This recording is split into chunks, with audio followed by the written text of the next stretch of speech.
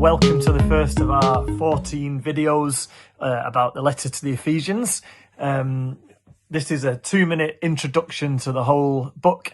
Some of the stuff that we talked about last Sunday, we'll just remind you of those things now.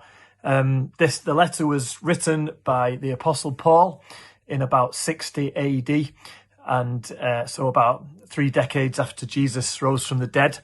And it was written to a very influential church. It was a centre for training church leaders and church planters and sending them out.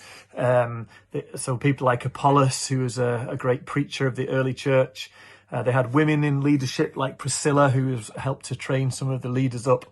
The Apostle John was part of the church for a while, as was Paul's mentee, Timothy.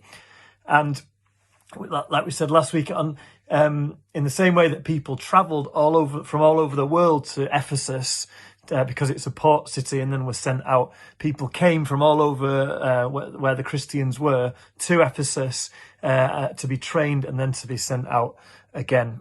And Ephesus was centered around this massive temple, the Temple of Artemis, one of the 7 wonders of the ancient world.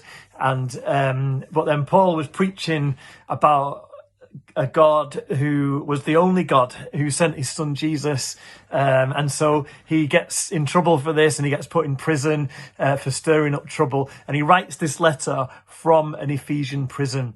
It gives us 3 chapters of great theology, 3 chapters of practical application. And as we read it in these next few weeks, I suggest that each time we do it, pray that God would speak to you. Use the 2 great prayers in the books every day and say the words, but use them as an inspiration for your own words.